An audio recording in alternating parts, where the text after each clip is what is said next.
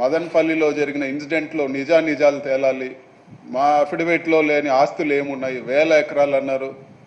ఒక మంత్రి 100 ఎకరాలను మాట్లాడతారు, ఒకరు 1000 ఎకరాలను మాట్లాడతారు. ఎక్కడ ఇంత గవర్నమెంట్ మిషనరీ మీ చేతిలో ఉంది, పోలీస్ డిపార్ట్మెంట్ మీ చేతిలో ఉంది, రెవెన్యూ సెక్రటరీ కూడా అక్కడికి రావడం జరిగింది.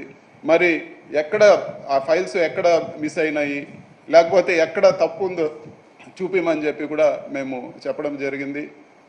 3 సార్లు అడిగినా కూడా చెప్పకుండా మళ్ళీ అదే వార్తలు ప్రచారం చేయడము, ఇవన్నీ కూడా ఒక పద్ధతి ప్రకారం జరుగుతున్నాయి. మరీ ముఖ్యంగా గత 2 రోజుల మునుపు ఇవన్నీ కూడా తప్పుడు వార్తల పైన డెఫమేషన్ ఫైల్ చేయడానికి నోటీసులు ఇవ్వడం జరిగింది ఈనాడు యాజమాన్యానికి. ఎప్పుడైతే ఈ నోటీస్ ఇచ్చామో గత 2 రోజులుగా మరి మెయిన్ పేపర్లోనే పూర్తిగా అవాస్తవాలన్నీ కూడా ప్రచురిస్తూ ఉన్నారు. రకరకాలు అవి చూస్తే ఒక దావుద్ ఇబ్రాహిమో లేకపోతే ఒక సినిమాలో ఫ్యాక్షన్ విలన్లు ఏ విధంగా ఉంటారో ఆ విధంగా రకరకాల కథలు రాస్తూ ఉన్నారు.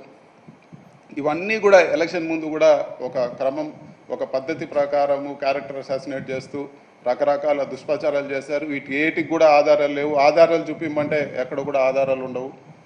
ఇన్ని దుష్ప్రచారాలు చేసినా కూడా ఎలక్షన్లో గెలవడం జరిగింది. మళ్ళీ కూడా ఇప్పుడు అది ఓరో లెక్క ఇప్పుడు మళ్ళీ కూడా అదే పద్ధతి కొనసాగిస్తున్నారు. గత 2 రోజులుగా చూస్తే దారుణమైన న్యూస్ రాస్తూ ఉన్నారు. నేను ఒకటే చెప్తా ఉన్నాను, దేశంలో కల్లా అతిపెద్ద స్కామ్ ఈ మార్గదర్శి స్కామ్ అని చెప్పి కూడా తెలియజేస్తాను. సహారా స్కామ్ అనేది ఎక్కడ కూడా దీనికి సరిపోని విషయము. ఇవన్నీ కూడా నిజాలన్నీ నిగ్గు తెలిసే విధంగా ఖచ్చితంగా ఇవన్నీ కూడా పార్లమెంట్లో కూడా నేను రేజ్ చేస్తాను. ఆర్బీఐ కూడా ఈరోజు మార్గదర్శి బిజినెస్ మోడల్నే తప్పు పట్టింది. అఫిషియల్గా వాళ్ళు కోర్టులో కూడా ఫైల్ చేయడం జరిగింది. ఖచ్చితంగా వీటన్నిటిపైన కూడా అడిగే వాళ్ళు లేరని చెప్పి ఒక బ్లాక్మెయిల్ లేకపోతే ఒక అవాస్తవాలు ప్రచురించి ఎదుటి వారిని రకరకాలుగా ఇబ్బందులు పెట్టే ప్రక్రియకు ఈరోజు ఈనాడు మరీ ముఖ్యంగా ఈ గత కొన్ని వారాలుగా గత 2 రోజులుగా చేస్తూ ఉన్నారు. వీటన్నిటిని కూడా అడిగేవారు లేరని చెప్పి ఈరోజు ఇవన్నీ కూడా చేస్తూ ఉన్నారు. ఖచ్చితంగా ఈనాడు సంస్థలు అదేవిధంగా మార్గదర్శి చిట్ ఫండ్ స్కామ్ ఈరోజు కూడా చూసాము.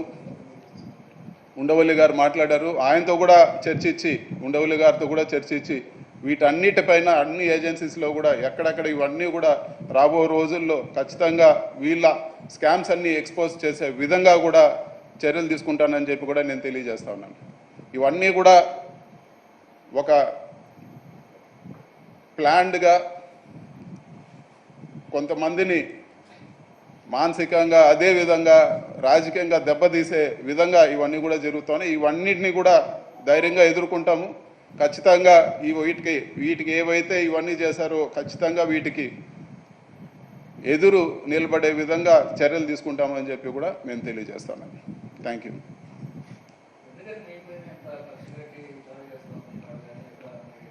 వాళ్ళని అడగాలి, మీరు ఈనాడుని వాళ్ళని అడగాలి. అసలు ఎక్కడ కూడా వాస్తవాలు లేకుండా ఇష్టం వచ్చినట్లు నోటుకు వచ్చినట్లు అసలు అవి ఆరోపణలు కూడా దారుణమైన ఆరోపణలు అన్నీ కూడా చేస్తున్నారు. నియోజకవర్గ ప్రజలందరూ కూడా తెలుసు ఎవరు వ్యక్తిత్వం ఎటువంటిది అని చెప్పి.